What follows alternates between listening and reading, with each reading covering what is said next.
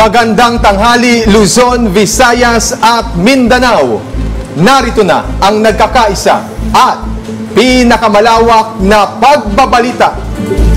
Sa pangunguna ng Presidential Communications Office na kinabibilangan ng Philippine Information Agency, Philippine News Agency, Presidential Broadcast Service, IBC at PTV, mula sa IBC 13, ako po si Princess Jordan. Ihahatid namin ang mga komprehensibo at mahalagang balita mula sa iba't ibang bahagi ng bansa. Mula naman sa PTV, ako si Alan Francisco. Ito ang Balitang Pambansa!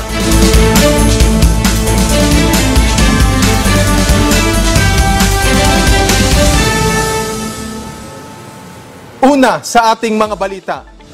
Pinangunahan ni Pangulong Ferdinand R. Marcos Jr. ang pamahagi ng tulong sa ating mga kababayang nasalanta ng bagyo sa Nueva Vizcaya.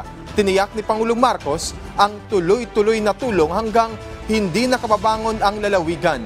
Si Denise Osorio ng PTV sa Balitang Pambansa Live. Denise? Bahagi ng Pilipinas na mahagi muli si Pangulong Ferdinand R. Marcos Jr. ng assistance to individuals in crisis situations o AICS at family food packs o FFPs dito sa Bambang, Nueva Vizcaya. Hindi titigil hanggang makabalik sa normal na kabuhayan ang tulong ng gobyerno sa ating mga kababayang nasalanta ng bagyo. Yan ang sinabi ni Pangulong Ferdinand Marcos Jr. sa pagbibigay ng ayuda sa mga nasalanta ng bagyo sa Nueva Vizcaya. Malaki naman ang pasasalamat ng ating mga kababayang benepisyaryo dahil makakatulong ito sa pagbangon nila. Tulad ng 60 anyos na si Loreto Tibusay, wala siyang trabaho. Gagamitin raw niya ang ayuda para sa pagpapagawa ng kanyang bahay na nasira ng nakarang mga bagyo. Si Johnson Paraiso naman, nawasak din ang bahay matapos liparin ng malakas na hangin ang bubungan at ilang parte ng kanyang bahay. Nananawagan naman si Paraiso sa mga supplier ng construction material para mapagkasya ang 5,000 pisong ayuda sa kanila. Samantala, ininspeksyon naman ni Pangulong Marcos Jr. ang Bambang Bypass Road dahil sa pagguho nito noong nakasagsagan ng bagyong Pepito. Iniutos ng Pangulo ang agarang pagpapaayos ng mga daang nasira, lalong-lalo na ang Bambang Bypass Road. Sa kabuuan, 77 road section at 32 tulay ang apektado sa buong Nueva Vizcaya dahil sa sunod-sunod na mga bagyo. Dapat uunahin. Ngunit, habang pagdumaan ng mga isang linggo, wala pang isang linggo, bawat pamilya may sariling pangangailangan na hindi kasama sa food pack, hindi kasama sa medical kit, hindi kasama doon sa mga aming binibigay. Kaya magbibigay kami ng cash para doon sa mga naging biktima para meron silang gamitin para makabili kayo ng inyong mga pangangailangan.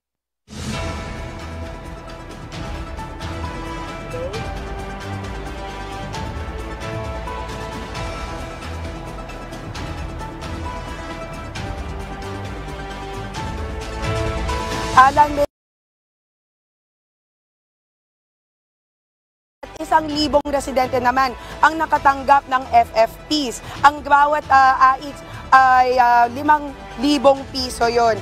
Samantala naman nagbahagi rin ng 50 milyong piso ang Office of the President para sa probinsya na itinurn over kay Governor Jose Jing Gambito. Yan ang pinakahuling balita mula rito sa Bambang, Nueva Vizcaya. Balik sa iyo, Alan. Maraming salamat, Denise Osorio. Bibisitahin din ni Pangulong Ferdinand R. Marcos Jr. ang Ilagan, Isabela para maghatid ng tulong sa mga nasalanta ng bagyo sa probinsya, partikular na ang mga kababayan nating magsasaka roon. Si Vel Custodio ng PTV sa Balitang Pambansa. Vel? Nandito ako ngayon sa kung kaya may alang para sa Marcos Jr. Presidential support dito si Mang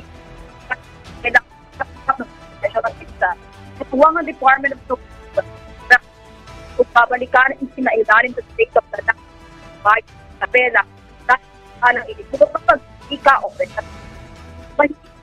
doon agrikultura dito.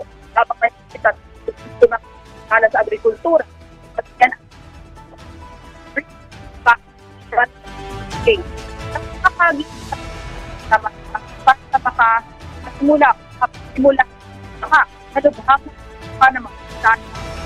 Babalikan po natin mamaya si Vel Custodio.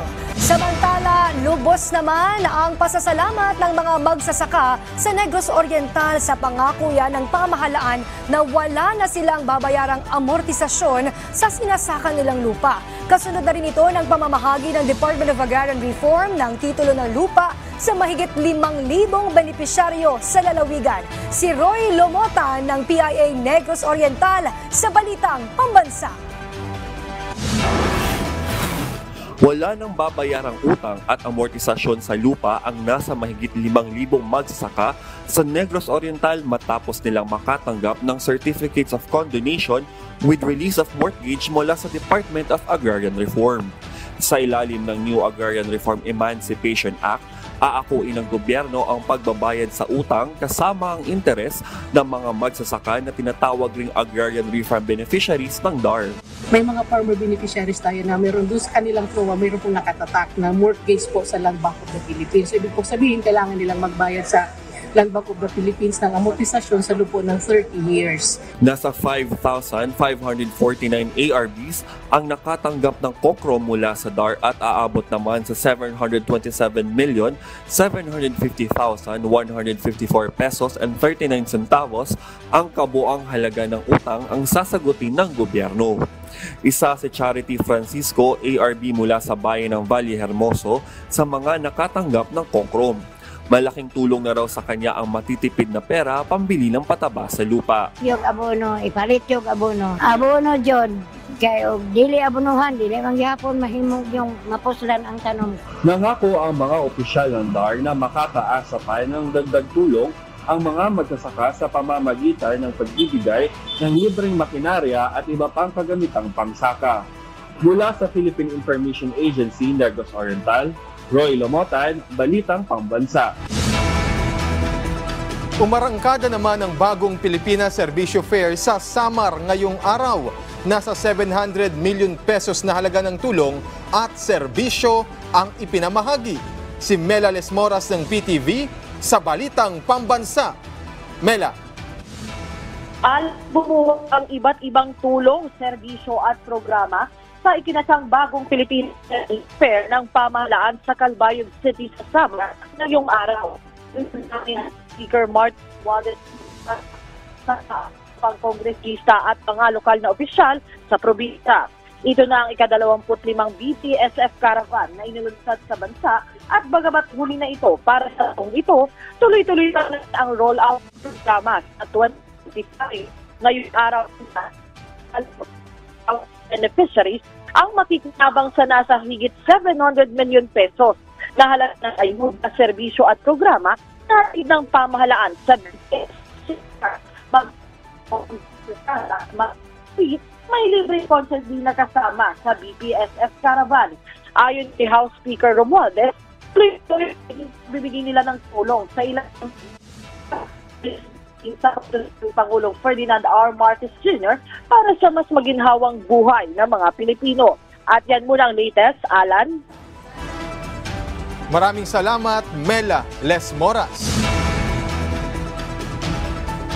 Samantala, pamahagi ng ASF vaccine para sa mga alagang baboy tiniyak ng Department of Agriculture.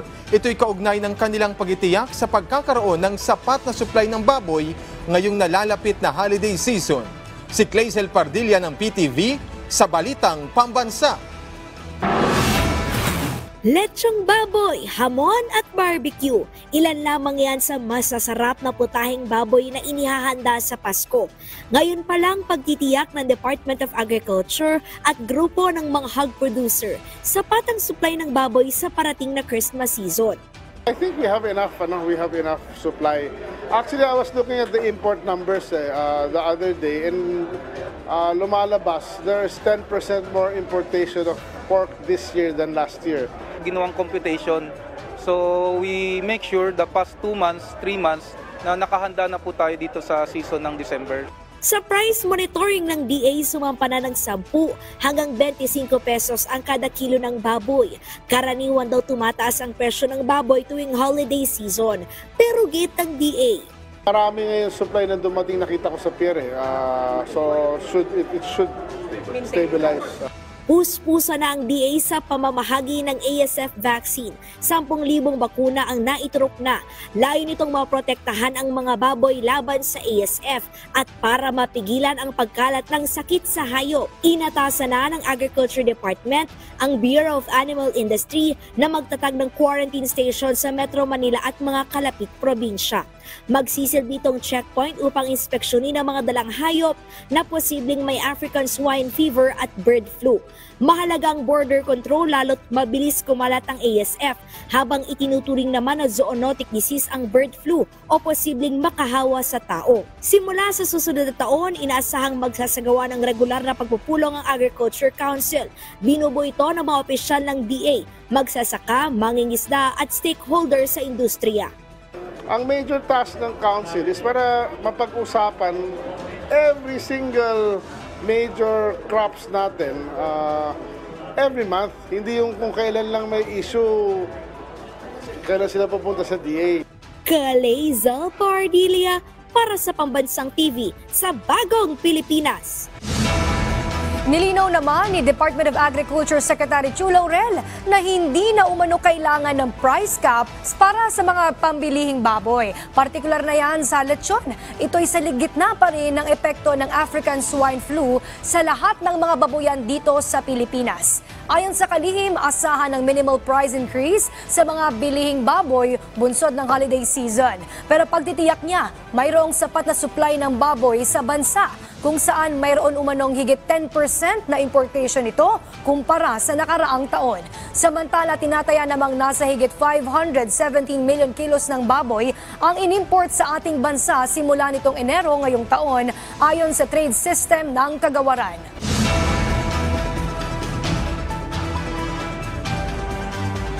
Samantala, bibisitahin din ni Pangulong Ferdinand R. Marcos Jr. ang Ilagan, Isabela para maghatid ng tulong sa mga nasalanta ng bagyo sa probinsya. Partikular na dyan ang ating mga kababayang magsasaka roon. Si Vel Custodio ng PTV sa Balitang Pambansa. Vel? Sa Ilagan, kung saan maya-maya naman po, narating na si Presidente Pangulong Ferdinand Marcos ng special assistance to farmers, nasa 1,500 magsasaka sa Isabela ang makakatanggap ng special assistance. Ito ang Department of Social Welfare and Development kung bakit ilang dito sa langit ang ilang bayan sa Isabela dahil sa piskala ng bagyong Nika o dito. May higit na lang ng piskala sa agrikultura dito habang naman para sa agrikultura sa Cagayan at region base sa inisyal na talata. Ang makahagi rin ang mga pinag para makapagsimula sa mga ang nakapagpukan ng mga kalang bagyo. Nakapotensyon naman ang pag-iipa sa pangunahing agriculture sa Isabela bilang ang Bayan Court. Mamimigay rin ng cash payout ng Philippine Crop Insurance Corporation sa mga individual farmers sa pamumuno ni Secretary Francisco Chu Laurel Jr. Strategize tayo na yung pinamimigay namin na katulad na nakita nyo sa harap, assorted vegetable seeds and eventually seedlings na, yung ready to plant. Siguro maybe 2 weeks from now mag-distribute na kami para immediately may maitanimang magsasaka and then after maybe 1 month meron na ulit sila pagkuhanan para yung shortage ng supply ng vegetable dahil nasira sa Nueva Vizcaya ay paano unti-unti ma-replenish yun at babalik sa normal na price yung mga basic vegetable commodities natin. Inaasahang dadalhin ng PODI, LGD at ng mga local officials sa 21 bayan sa Region 2 mula sa People's Television Network, Vel Custodio para sa Balitang Pambansa. Maraming salamat, Vel Custodio. Pinapurihan ni Pangulong Ferdinand R. Marcos Jr. ang mga local government units sa lalawigan ng Catanduanes. Kasunod ito ng report na walang nasawi sa probinsya mula sa bagyong Pipito. Si Marlon Ato ng PIA Bicol sa Balitang Pambansa. Sinimulan agad ng mga residente ng Catanduanes ang paglilinis ng mga debris na dulot ng Super Typhoon Pipito noong linggo, bagay na nagpapakita ng kanilang katatagan sa harap ng pinsalang iniwan ng bagyo. Ang zero casualty record na ito sa Bicol ay iniugnay ni Pangulong Ferdinand Marcos Jr. sa mga residente at lokal na opisyal. Sa kanyang pagbisita sa Catanduanes nitong Martes, kinilala ni Pangulong Marcos ang pagsusumikap ng mga disaster responders at local government units para sa kanilang patuloy na serbisyo. Partikular na pinuri ng Pangulo ang mga mamamayan at opisyal ng Catanduanes sa pagkamit ng zero casualty record sa panahon ng pagsalakay ni Pipito. Ayon kay Governor Joseph Cua, ipinahayag ni Pangulong Marcos Jr. ang kanyang paghanga at pagsaludo sa mga Katandunganon na nagpakita ng matibay na paghahanda at pagsunod sa mga abiso ng lokal na pamahalaan. Sinabi ng mga emergency responder na walang namatay sa Bicol dahil nakapag-organisa ang mga lokal na pamahalaan ng mabilis na paglikas na nagligtas ng maraming buhay mula sa puot ng bagyo. Sa Catanduanes kung saan unang naglandfall si Pipito, nakalagay na ang komprehensibong command plan at lahat ng kinakailangang logistical supplies para sa paglikas sa loob ng 72 oras bago ang bagyo. Patunay lamang ang mga yana natutuna ang mga opisyal at mamamayan ng Bicol mula sa Christine, ang bagyong nagsorpresa at nagdala ng malakas na ulan sa rehiyon na nagresulta sa pagkamatay ng 41 individual nitong nakaraang buwan. Para sa Balitang Pambansa, Marlon Natu nag-uulat mula sa PIA Bicol Region. Patuloy ang National Irrigation Administration sa kanilang isinusulong na water management, katuwang ang ibang ahensya ng pamahalaan, alinsunod na rin sa plano ni Pangulong Ferdinand R. Marcos Jr. Ayon kay NIA Administrator Engineer Eduardo Guillen, meron silang isinasagawang convergence project kasama ang DPWH para sa irrigation facilities sa ilalim ng kanilang flood control program. Sa hakbang na ito ay mas lubos na mapapakinabangan ang mga tubig ulan na naipon lalo't nagsunod-sunod ang mga nagdaang bagyo. Ayon sa NIA, malaki ang tulong ng mga dam para sa mitigation sa mga naranasang pagbaha. Kaya naman sa pamamagitan ng water management, hindi lamang supply ng tubig ang matitiyak, kung hindi, maging ang seguridad sa pagkain. Kung saan katuwang rin ng Department of Agriculture ay ililipat na nila ang cropping calendar o pagtatanim sa panahon na walang mga bagyo. Patuloy naman ang paghahanda ng NIA katuwang ang DA para sa inaasang panahon ng tag-init sa susunod na taon. Pagkakaroon po tayo ng double dry cropping at ang minimum po na target namin dyan is 250,000 hectares. Ano po? So meaning, isasamantalayin na ho natin itong laman na tubig ng ating mga dams at magpapatanim tayo kahit summer para po gaganda yung ani natin. Malalayo pa sa bagyo.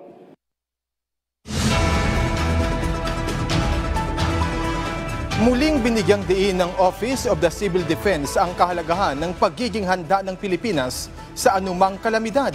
Kasunod na rin ito ng report ng World Risk Index na nangunguna ang Pilipinas sa mga bansa na madalas makaranas ng bagyo at lindol.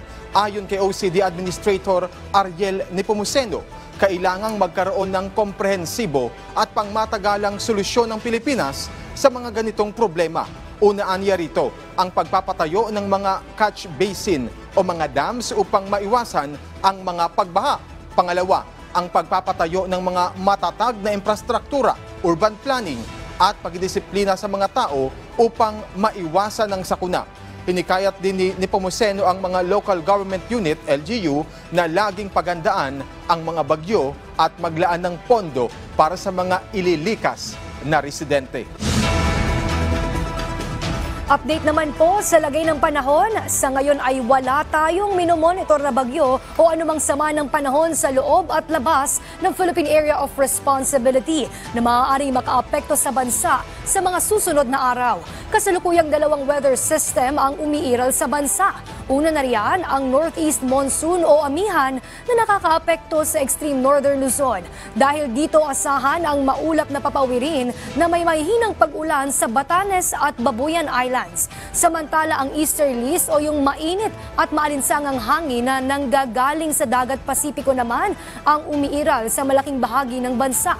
Ito'y magdadala ng maulap na papawirin na may kalat-kalat na pag-ulan sa Caraga, Davao Region at Leyte. Sa Metro Manila naman at nalalabing bahagi ng bansa, asahan ng mainit at maalinsangang tanghali o hapon kung saan mataas ang tsansa ng mga panandaliang pag-ulan dulot ng localized thunderstorms.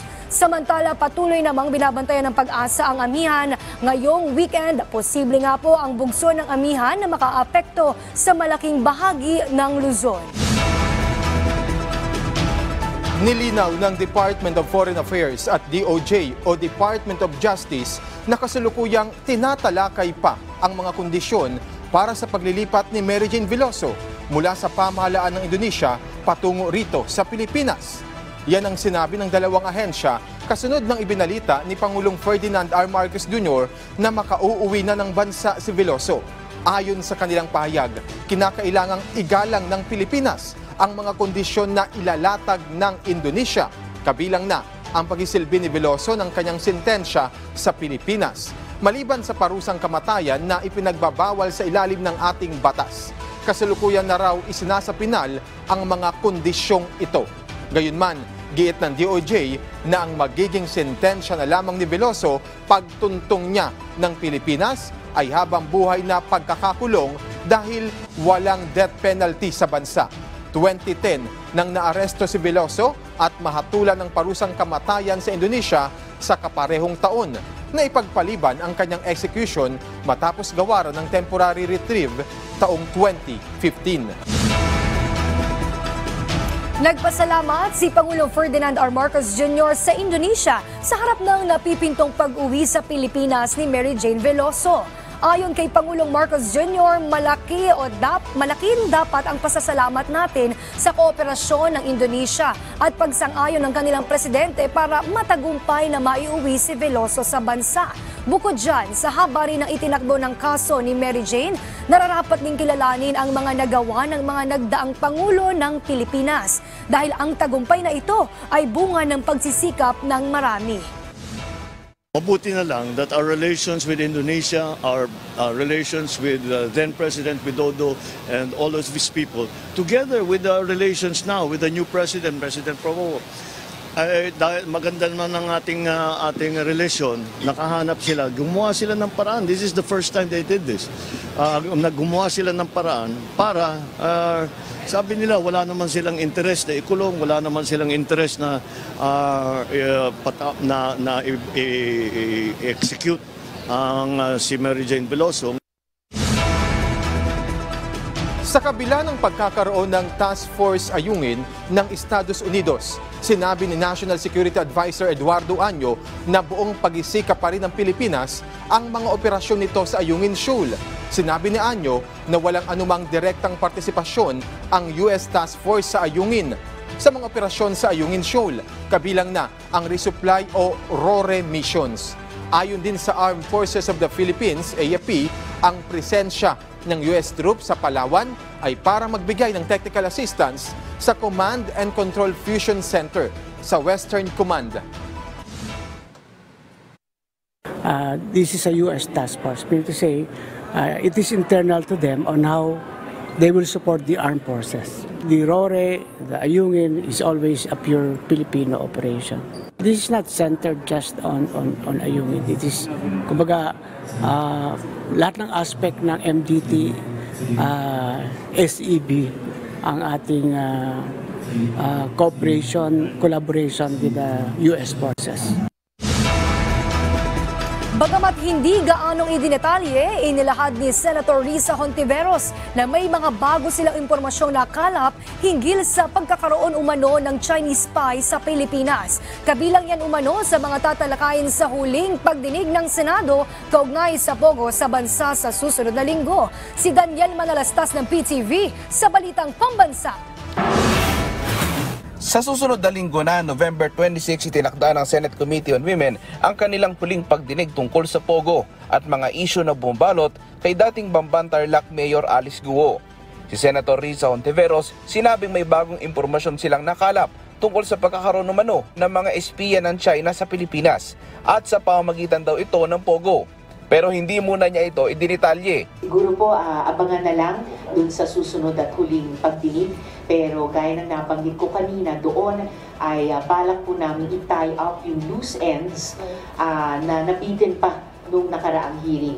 Sa susunod na pagdinig din daw, ilalahad nila ang mga reforma sa batas na kailangang isulong dahil sa mga policy gaps na nakita sa pagkalat ng mga Pogo. Bukod pa dyan ang napansin ng senador na nagiging malikhain ang mga Pogo kung saan gumagawa umano ng paraan para mag-iba ang kanilang diskarte. Una na rin itong binanggit ng DILG. Gumagawa ng paraan na mag-iba ng identity, yung iba nagkukunwari ng simple at legal na BPOs lamang sila.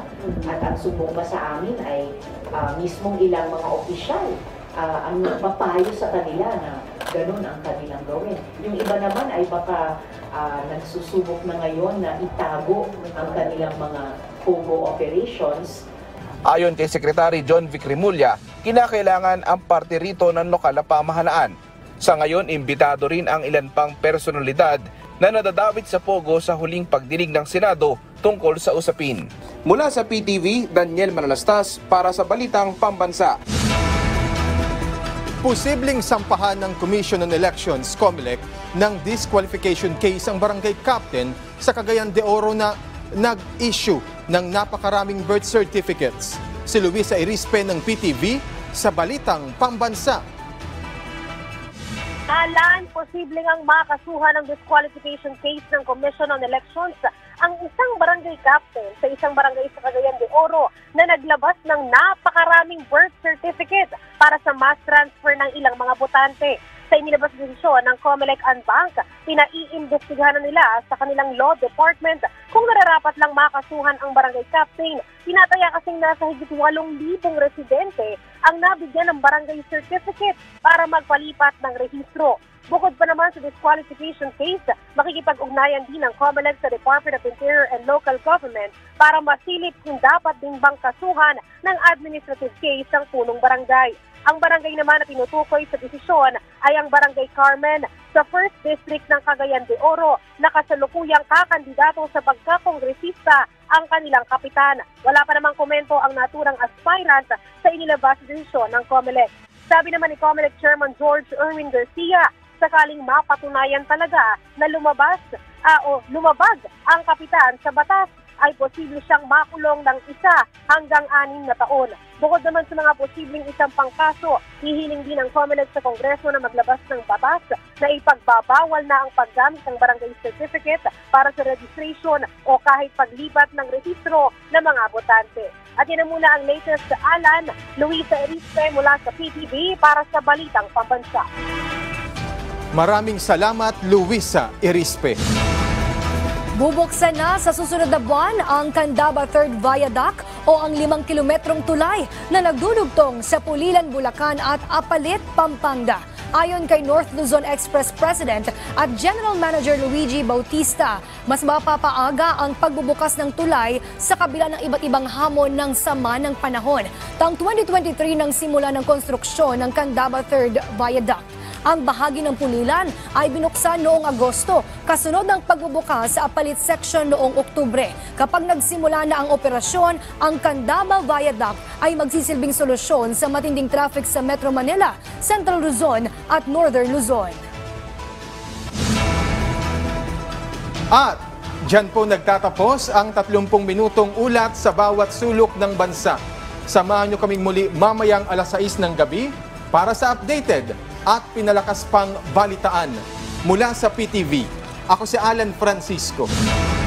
Ito ang pinalawak na puwersa sa pangunguna ng Presidential Communications Office, kabilang ang Philippine Information Agency, Philippine News Agency, Presidential Broadcast Service, IBC at PTV. Mula sa IBC 13, ako po si Princess Jordan, hatid sa inyo ang komprehensibong paghimay sa mahalagang usapin dito lang sa Balitang Pambansa.